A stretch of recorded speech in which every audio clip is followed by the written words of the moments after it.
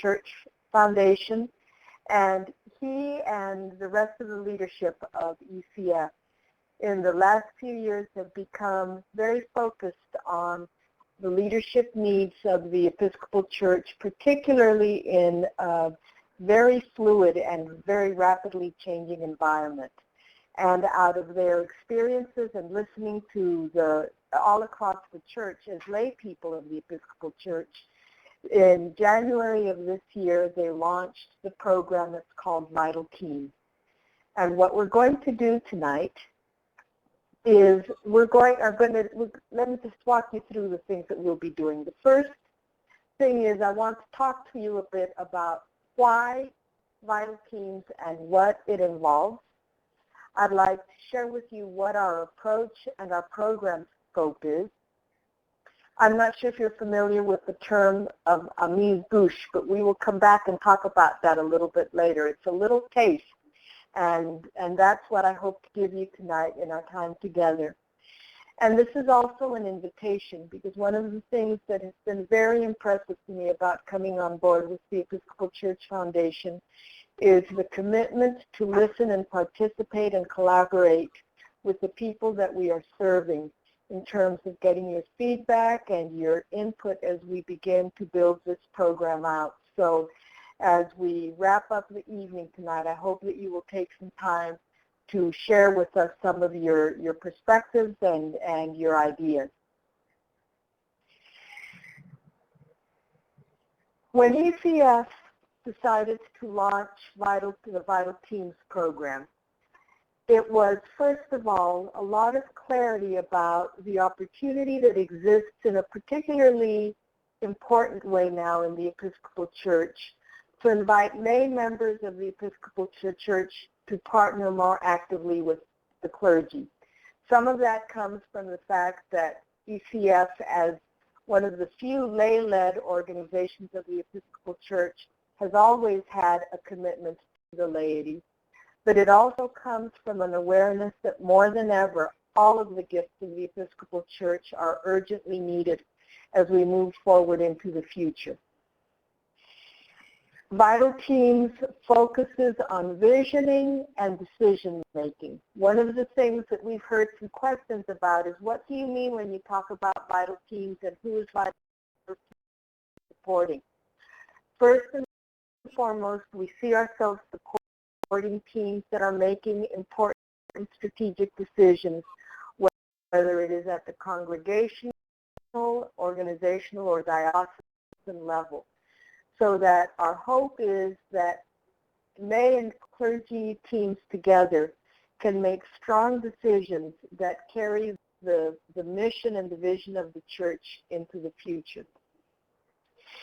And it is also finally about challenging us all to a kind of faithful discipleship that fits the context of the 21st century, which has changed so much from the church, especially of the 50s, and sometimes it seems like we're still trying to be a 50s church in a very new world. The reasons for launching Vital Teams were, first of all, biblical. Now, one of the things that we recognize clearly is that in Scripture you see a conversation between a fairly hierarchical understanding of authority and one that is more based on shared authority.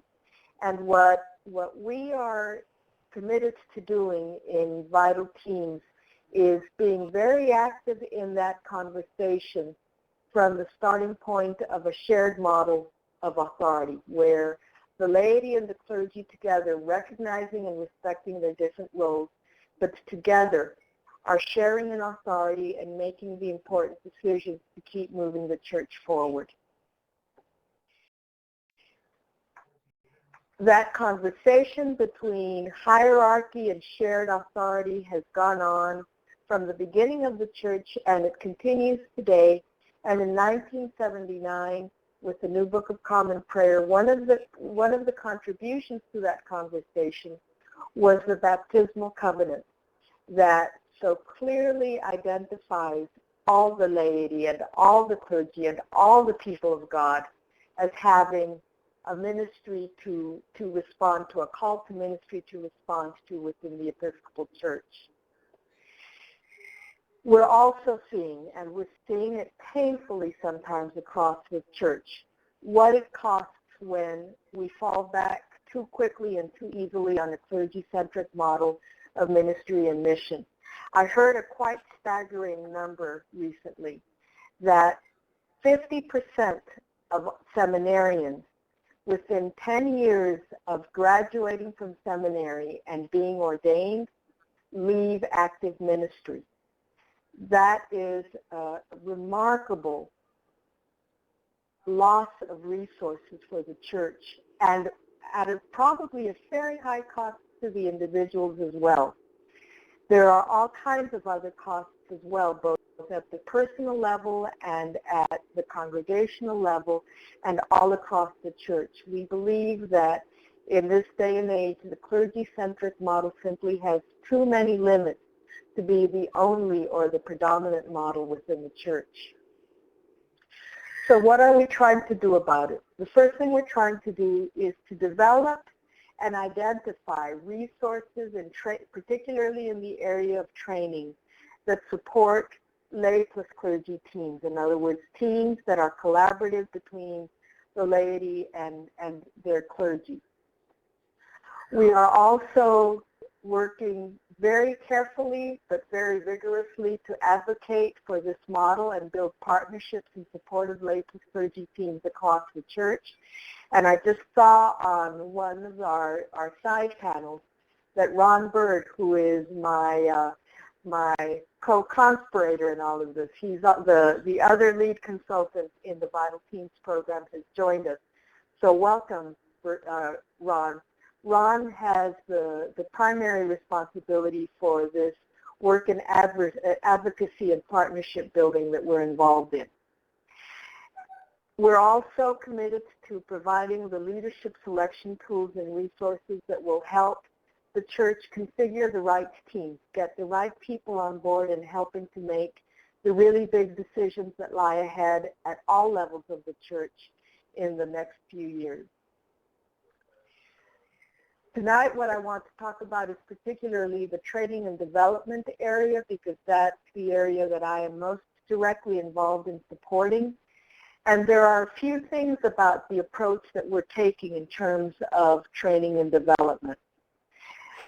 It has been very moving to Ron and me both, I think, but certainly I can speak for myself, that as we've gone across a lot of different parts of the church in these first 6 months of our work together, that there is a real yearning for the work that is done between laity and the clergy around leadership, that it be deeply rooted in the faith journey and the faith experience.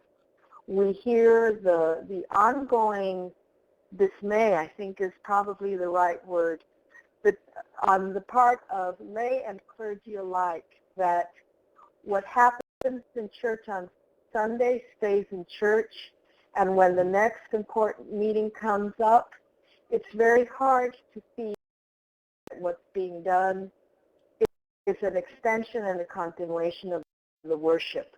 And so as we provide support for lay plus clergy teams, one of the things we are very committed to doing is making sure that teams have the resources to understand and see what they are doing as ministry and as I say, an extension of worship.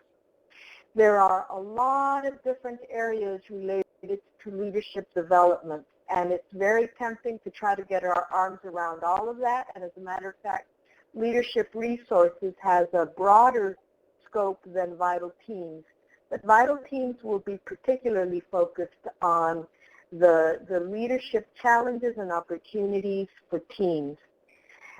And the Episcopal Church Foundation has always been very committed to delivering very practical tools and resources to the people that we serve, so that it's not just a matter of coming into a webinar like this and saying, well, that was nice, but actually getting to go home with something that you can try in your community or your congregation.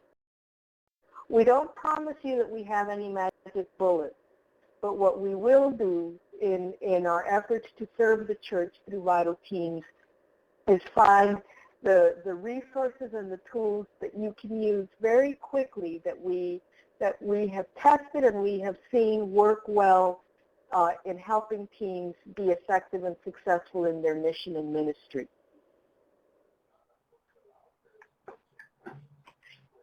Another really interesting thread of the conversation that we have been a part of in the last 6 months has to do with accountability. And I think the challenge is that we tend to move into a very binary approach in the church, but really across all of our lives. But particularly in the church, we like to differentiate between clergy and lay, staff and volunteer, secular and church. And in some of that clarity of definition of roles, one of the things that starts getting very difficult to talk about and engage and work with is mutual accountability and encouragement. As a priest, one of the things that I have been very, very conscious in all of the time that I have spent in ministry was how tempting that line of, well, they're volunteers, so we can't ask that much of them, is among my brothers and sister clergy, and I myself have fallen into that trap on numerous occasions. What we're trying to do with these lay plus clergy teams is make sure that as they are being built up, they are being built up to bear fruit. After all, that's what the gospel is calling us to. So that's another big component of the approach and the model that we're using. And finally, and related to that, and related to the call to bear fruit, with some of my background before becoming a priest, when I was involved in training with Federal Express, one of the things that I became very conscious of is that there is a temptation to think that training is the answer to just about everything, and that if you'll just get people into the classroom and teach them how to do it right, everything will be okay. There's a very interesting statistic in that regard that says that on average, when you attend a workshop or a class and come back to your work environment or to your ministry environment, you will apply at most 20% of what you learned, but in fact, most people will only use about 10% of what they learned. So if you have attended an 8-hour workshop, you're going to maybe apply a little bit over an hour's worth of what you learned. So those other 7 hours aren't necessarily wasted time, but they are not time that are being harnessed well enough to really make a difference to the challenges and opportunities there are in ministry. And there's a slightly different approach that also takes a longer view and says that certainly instruction and classroom time or web-based learning time is important, but that part of our role in Vital Teams is to help you take what you have learned and, first of all, plan on how you're going to apply that in your congregation or your church organization, and then to also be with you for longer than just doing that planning and actually move into the implementation of the plan that you have developed based on your new learning, so that as obstacles and unexpected surprises come up with the process of implementing a change or a new way of doing things, you've got some support and some the ability to problem solve with us who are in some ways able to stand back a little bit and be a little bit outside of the process that you're in, to be able to provide you with support and assistance to the best of our ability. So that brings us to our amuse-bouche. Now, if you will use the raise your hand feature, the little icon at the top of your screen. How many of you are familiar with an amuse-bouche?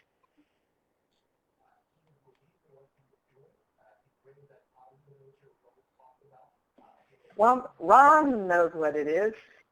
We've been to New York, haven't we?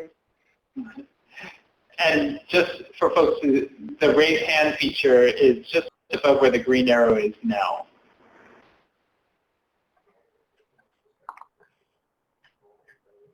So an amuse-bouche is a very small, bite-sized hors d'oeuvre, and it's different from an appetizer in that usually a chef will serve it as a way of preparing the guests at the restaurant for the meal or to give them a little glimpse into their approach in the art of cuisine.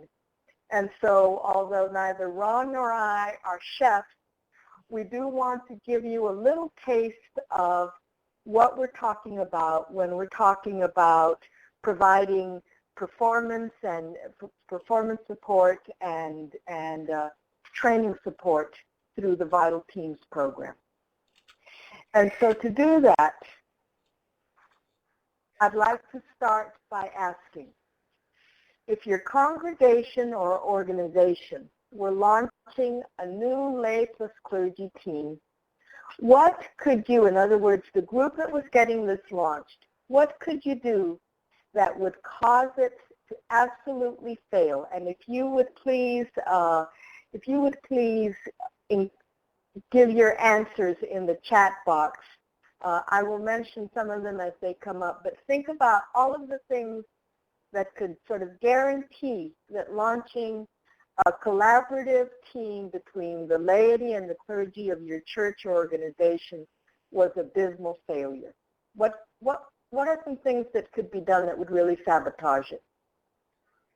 And if you'll write your answers in the chat box, which is located, Miguel, can you help me point to the chat box?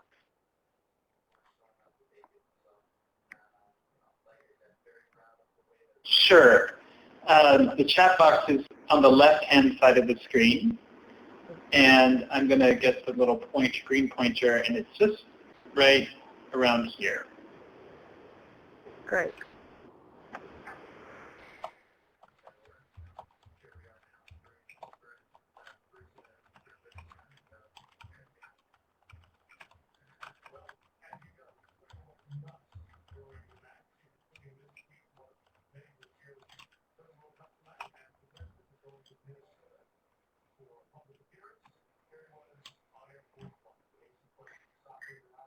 I like that, Kit. Yeah, absolutely. Announce with fanfare that this is going to save the church. Like there's any magic bullets, right?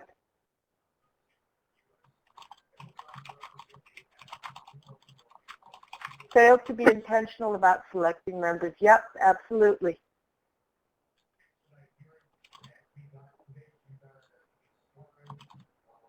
No, not open to change. Marsha's typing as well. We've tried this thing before. Not keep information that should be kept, that should be confidential. Yep.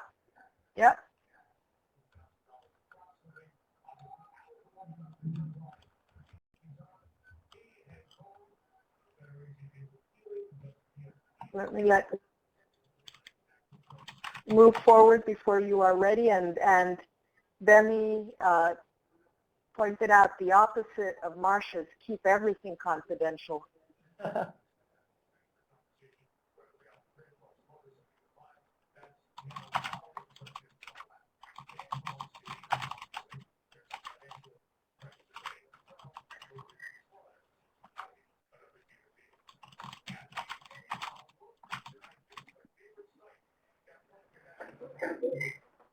Moving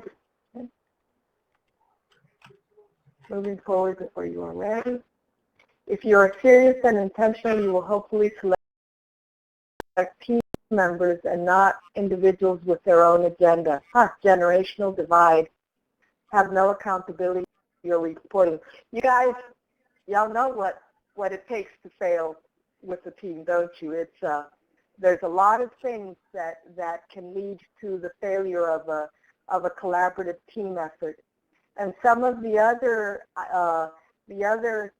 points that we have heard as we have done this exercise over the last few months is failure to plan, failure to communicate, failure to have a clear reason for why there is a lay plus clergy team being formed, failure to set clear expectations, outside interference, failure to apply team leadership skills, and failure to involve the right people. And you all have identified all kinds of things that are similar to these other areas that other people have identified. And when you look at the challenge of launching a lay plus clergy team from this perspective, it's very easy to get very overwhelmed at how it would be tempting not to launch a lay plus clergy team. And I just see that Miguel has asked me for an example of outside interference.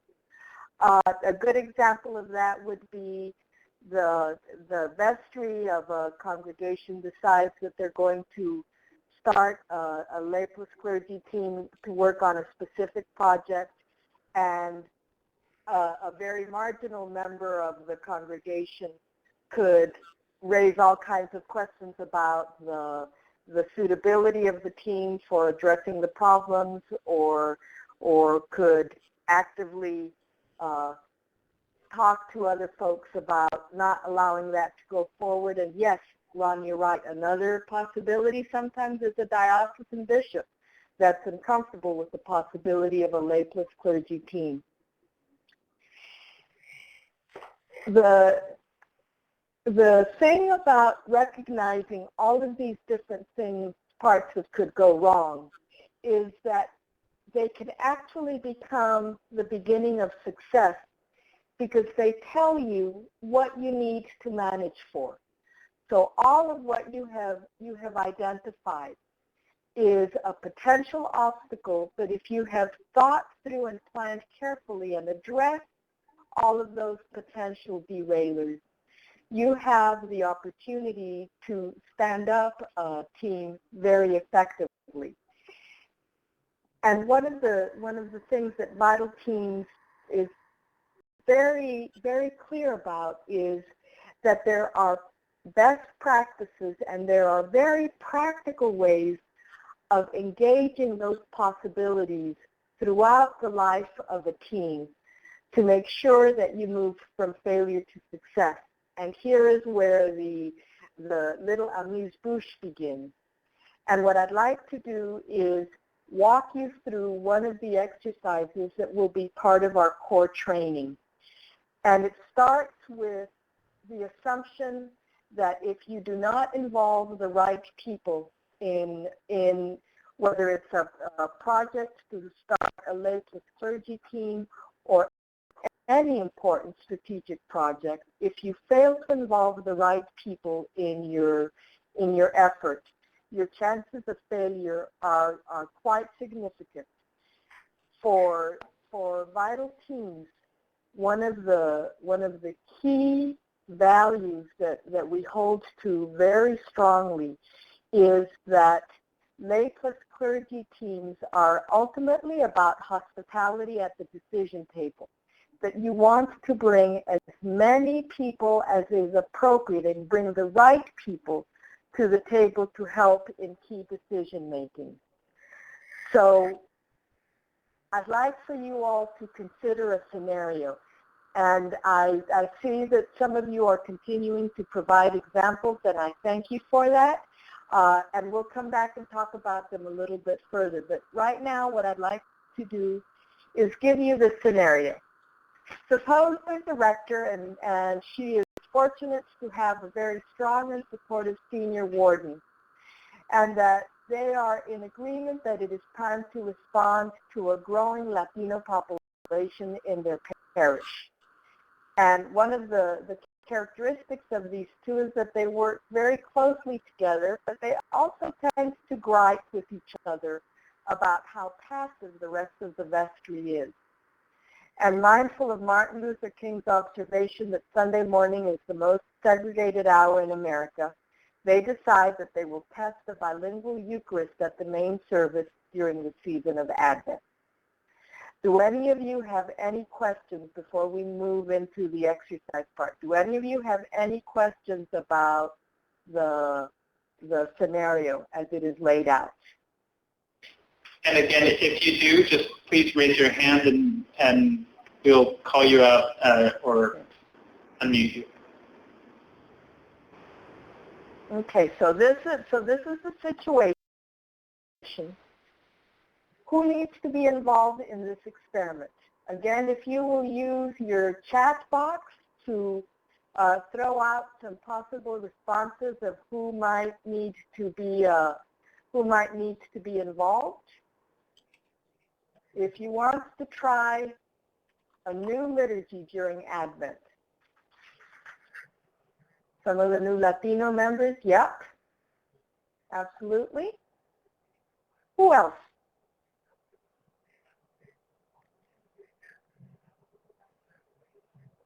While you're typing, remember that a stakeholder is a person who has an interest, an investment, or will be impacted by a decision, change, or new program. And that typical stakeholders include those ultimately responsible for the decision, those who implement or prevent implementation, those who are directly affected, and those who have information and expertise. So I'm seeing the primary stakeholders in the congregation, students with experience in Spanish, kids, health, and transition. Absolutely, they're amazing, aren't they, in helping to bring change about. Who else?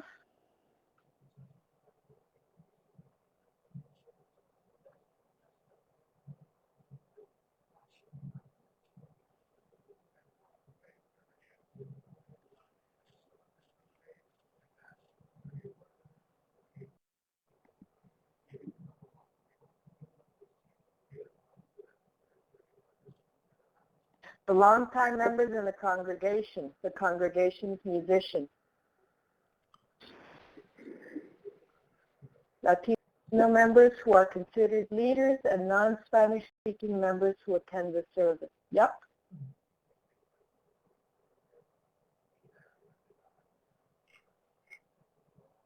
What about the altar guild?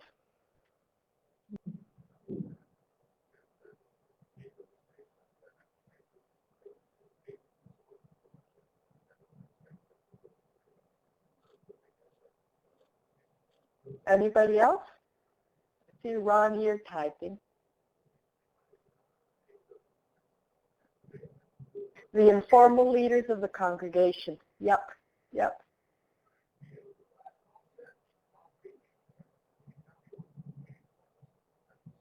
Let's work with one stakeholder, the one that I'm intrigued that you raised and I'd like to work through with on this is the congregation's musician. Let's talk about that person as a stakeholder. And let's start by talking about the sensitivities and needs. What would be the sensitivities and needs of a church musician with an experimental bilingual liturgical service during the season of Advent? What would be some of the concerns and sensitivities and needs of the church musician in that situation? And Miguel, if you could bring up the whiteboard at this point. And if you want to not just use the chat board, but actually also give us some of your responses verbally, we'll be glad to take them. So some of the sensitivities and needs would be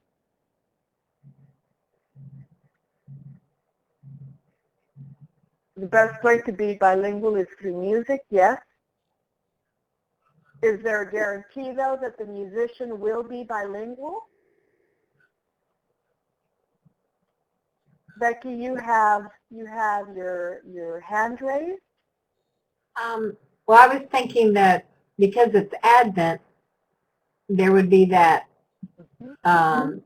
group in the church that wants to hear traditional Advent music, and so you'd have to walk that line. And the musician is going to have to walk that line and will probably be on the receiving end of some criticism.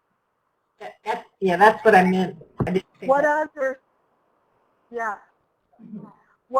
sensitivities and needs might he or she have? Will I look bad because this will not be my music? So they may not be comfortable with the new music that they're being asked to play, and they may not know what Renee John joined in and said they may not know what music the Latinos want to hear or are desirous of having used for the Advent season.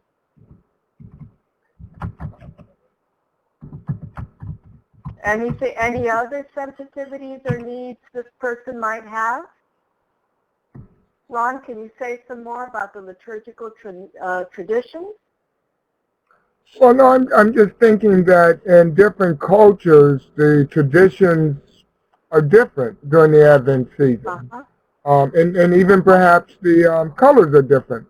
Some celebrate Advent as a penitential season, and some celebrate Advent as an expectation season. So I was just thinking about those differences in traditions. Another possibility is that the church musician does not even like other music except the very traditional music that he or she is used to playing. And the musician may need to feel supported as he or she learns a new tradition. So all of these are needs and concerns that just that one stakeholder would have at the possibility of introducing this new liturgy. So given those sensitivities and needs, the next question is, what is the desired support? What will the rector and senior warden need from the church musician to be able to accomplish successfully this experiment of trying bilingual liturgy during Advent? What is the support that they will need from the musician?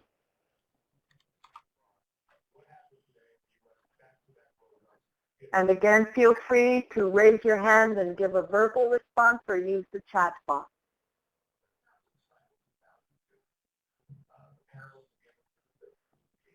Will I look bad because this will not be my music?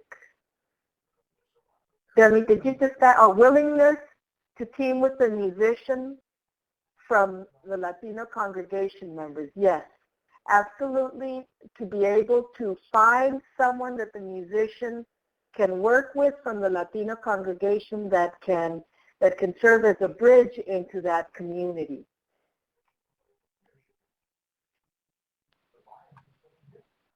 What other support is needed from the musician?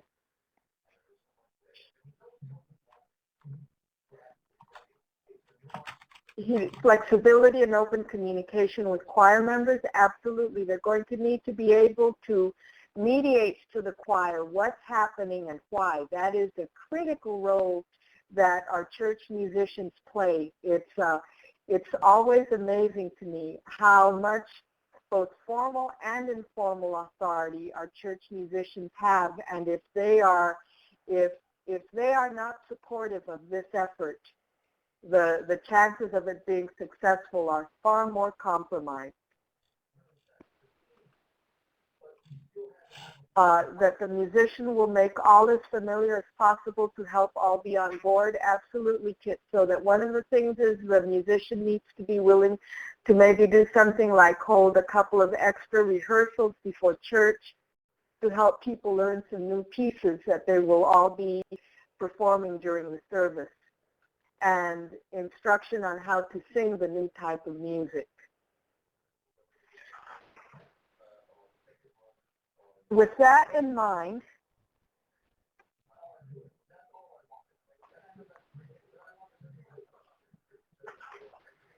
what would you do to win the support of the church musician? And actually, one of the answers in the previous section is also relevant to this section in terms of somebody talked about assigning a Latino person to work with the musician.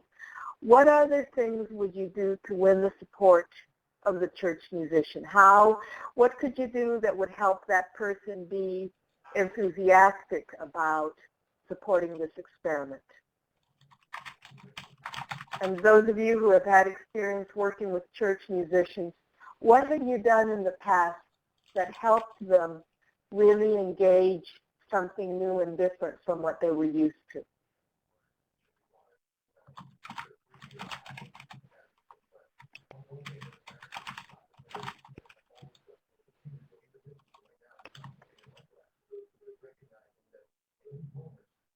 Enthusiastic. Assure them that they will have your support and whatever they need to be comfortable and successful, including probably something like being willing to meet with the choir and say, this is something that I am asking the musician to try. He's not pulling this out of his hat. Make it his or her idea. Make the musician a large part of what's happening. So bringing that person on board very early in the discussion is critical. Yes?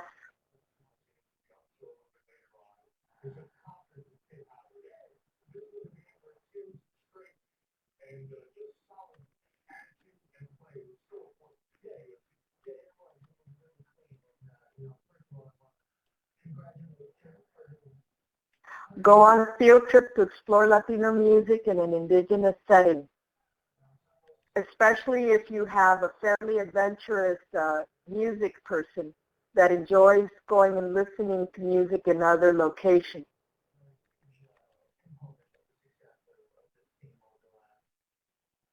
Visible expression of support from church leadership.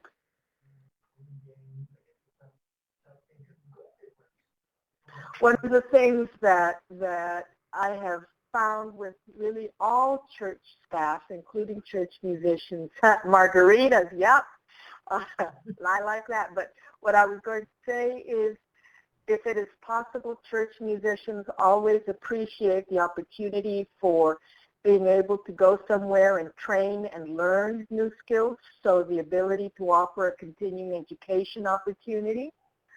Be willing to listen to his or her ideas and concerns as how best to implement the new program, affirming the musician and what he, she is attempting with congregation and congregational leaders. So as you can see, taking the time to think through how it would be possible to get that person's support shows that even an area that where we're used to thinking that there will be a lot of resistance to change can actually become, with some good planning, the source of a lot of support for a change that a congregation is trying. And because, as you recall, we have talked about the importance of building in accountability. One of the things whenever we talk about using one of these skills, one of these tools like the stakeholder analysis, is that it's very important to pin down who is going to take responsibility for doing this work with the musician and by when. We move into a very reactive posture within the church if we have not identified who's going to do what by when, and hold each other accountable in the group that's starting a new experiment like this by assigning, by being very clear about assignments in terms of the process that needs to be followed. Now, we have just worked through a stakeholder analysis from beginning to end for a single member of the congregation that will be impacted by this experiment. You could and should do exactly these same steps for each group and individual in a congregation that is a stakeholder in what happens with that main service on Sunday morning during the season of Advent. And let me go back to the first slide where we talked about this. Remember that typical stakeholders include those ultimately responsible for a decision, those who implement or prevent implementation, those directly affected, and those who have information and expertise. So as part of effective decision making, you would start out with this kind of stakeholder analysis. The value in having such a clear and intentional effort in making sure that everybody is at the table is that you have had time to think it through and not react. There is a better chance that voices that are commonly not heard at a congregation, at a parish, are going to have a chance to get heard. And especially as we are moving towards increasingly diverse congregations. I know that my experience working with a Latino congregation is that it is very easy not to include members of, or at least certain segments of the Latino congregation or part of the congregation in decision making. And when you do a stakeholder analysis like this, you have a much better chance of identifying the people that it would be easy to pass over otherwise. And it is also part of the approach that, as I said at the beginning, is so central to ECF's culture and core values, that we are talking about ministry for all baptized, for all the baptized of the church. And so we are intentional about including as many people as possible to reach important decisions like this. Let me quickly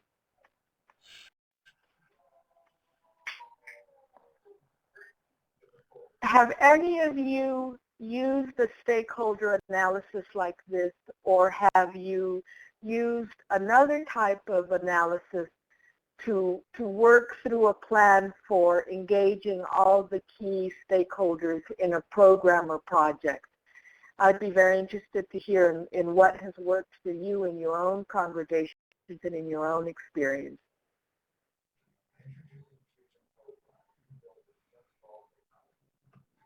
And again, here, it might be helpful if you raise your hand. Yeah.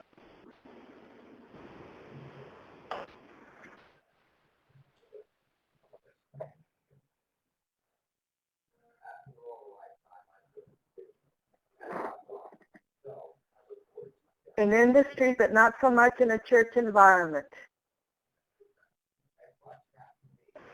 Demi had her hand raised. Oh, Demi, I'm sorry. Jump right in. Already had to get rid of my mute. I've just used it in community organizing, a faith-based community organizing in a church setting. But we don't tend to do this kind of analysis when we're looking at some of the things that are more traditionally church projects, like a change to the liturgy. Is it helpful to look at a stakeholder analysis as part of the work of making a change in the liturgy? Is this a different way of looking at this for those of you who are participating with us tonight?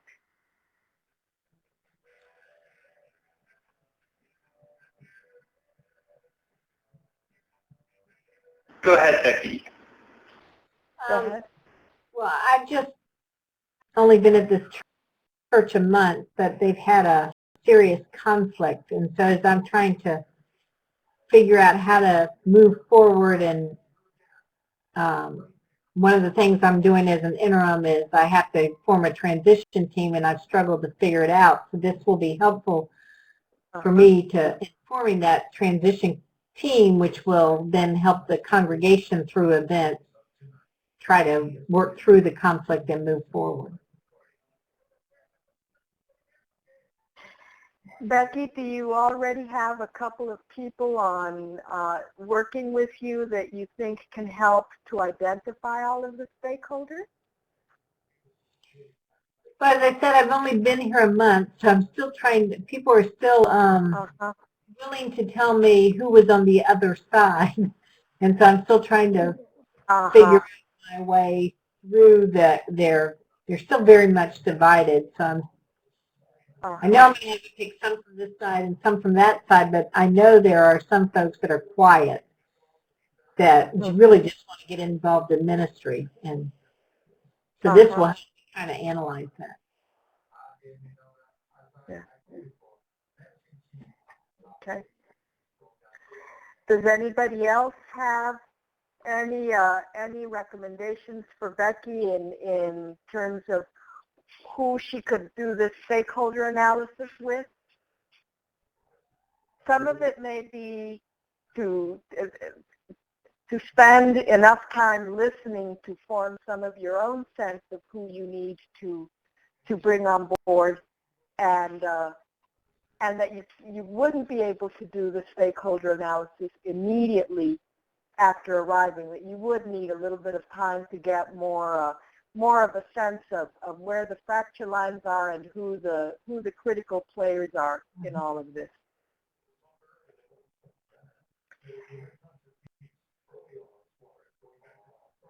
Demi, I wonder if you'd like to jump in instead of typing.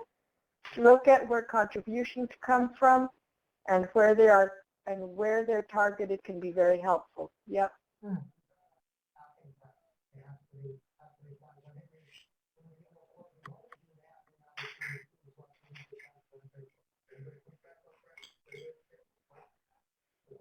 Always remember, yeah, that's right. So Becky, we will be sending really good thoughts your way and lots of prayers as you find your way through that. And if you are able at some point to use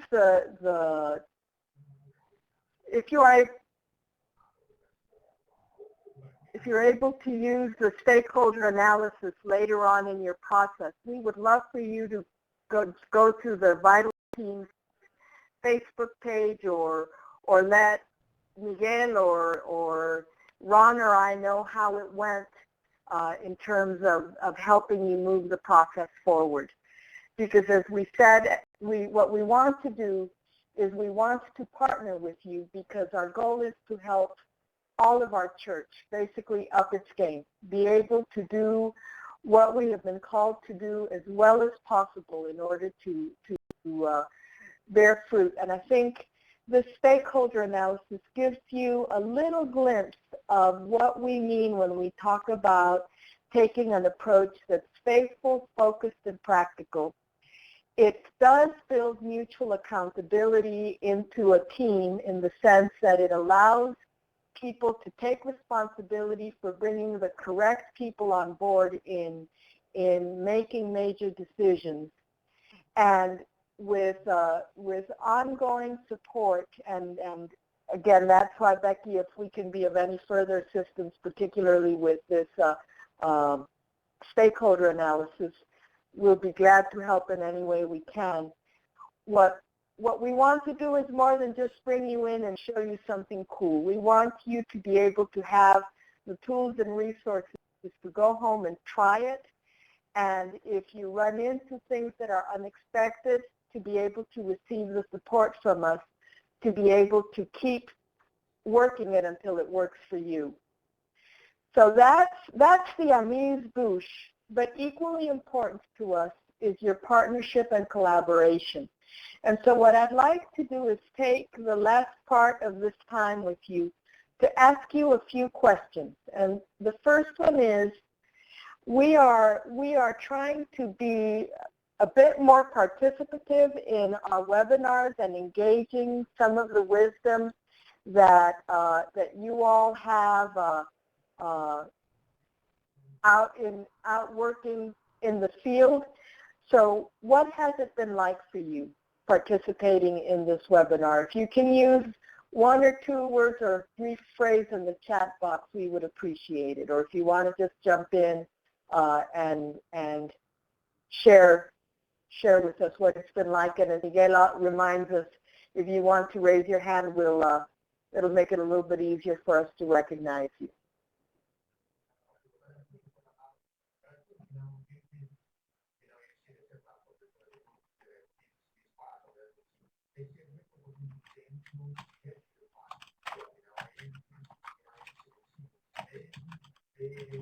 Marcia. For me, one of the things, we have actually a very significant system in our church that has lay clergy involvement, a pastoral care system. But one of the things that this being a part of this webinar did for me, because I was not involved at the very beginning, it's been in place for about 9 years. I was involved as a volunteer a few years back for a number of years, and now I'm I'm a deacon, so I'm a clergy person who has responsibility for it. But the thing that this did for me was to enable me to step back a bit, to think more broadly versus being in the middle of it. So it was very helpful in going sort of backwards and looking at from a let's say 10,000 foot level some of what it involves in getting lay and clergy together. And I think we've done it successfully, and it took a long time, and the person that I replaced had big shoes to fill. But this was very helpful to me. Great, great. The next question is, are there some areas or aspects of team development and support that you would like to see us make sure we incorporate in the training that we're developing? One of the things we don't want to do is replicate the wheel. So where there is good training available already, we are going to be working to serve sort of as a clearinghouse to be able to point people towards resources that already exist. But is there something you wish the church was providing that we might be able to incorporate into our core curriculum on lay plus clergy teams? Ways of creating platforms for collegiality to lessen the distance between laity and clergy. Ooh, that is an excellent recommendation. Thank you. Anything else?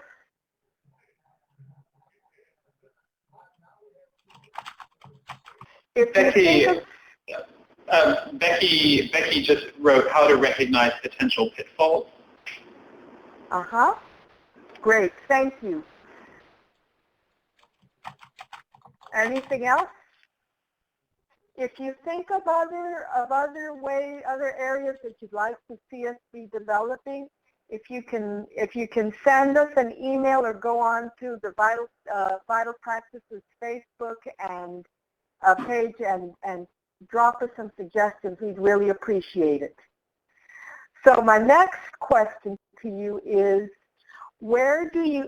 how to invite laypersons to recognize the need to step aside from time to time to avoid burnout? Ooh, yes ma'am, thank you.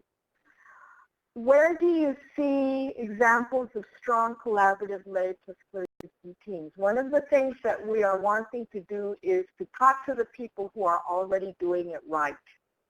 Who do you know? What churches are you aware of where there are really strong lay plus clergy teams? And Marcia, I know that you talked about that in your congregation. That's already happening. And then you're pointing us to mutual ministry congregations. Ron, that's some of what we're working towards. Those are some of the folks we're talking to, correct? Like in Nevada and Northern Michigan. Yeah. You're echoing what we have heard, that there's good stuff going on in both of those dioceses. Any other places where you're seeing it being done well? Again, if you think of any, let us know. And the last question is, what burning insight or question do you leave with tonight?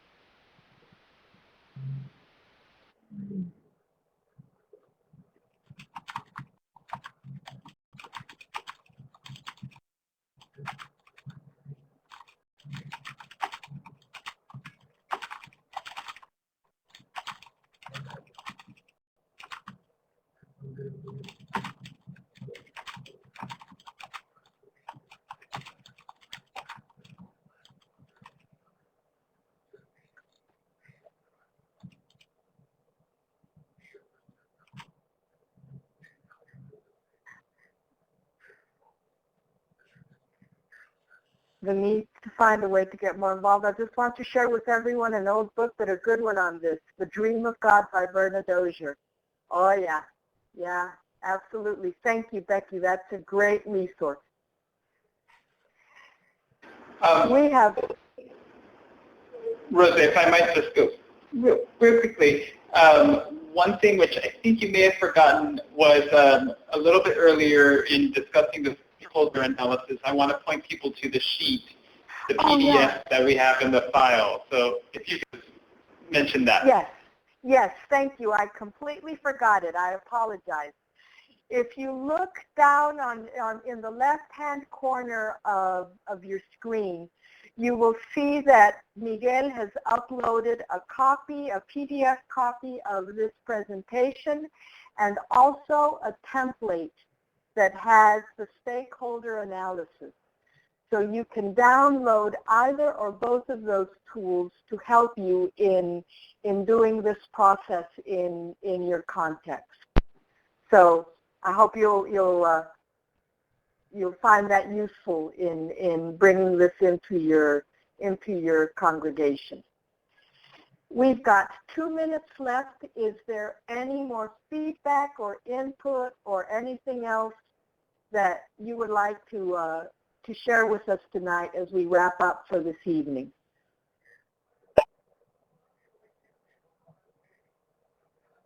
We need to find a way to get more involved. Okay. Thank you, Renee.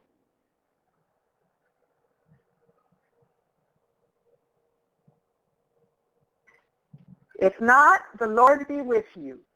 And also with you. And also with you. Gracious God, you joyfully created us. You redeemed us with such generosity, and you sustain us in all that we do. Help us all find new ways to serve and engage your amazing work of creation to your glory, and that we may bear rich fruit in the Episcopal Church. We ask in your Son's name. Amen. Amen. Go in peace Amen. to love and serve the Lord. Thanks be to God. Thanks be to God. Blessings, God.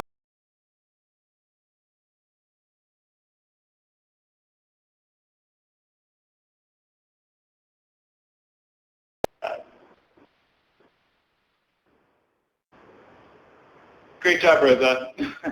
Did you think it went okay? I think it went very well. Very, very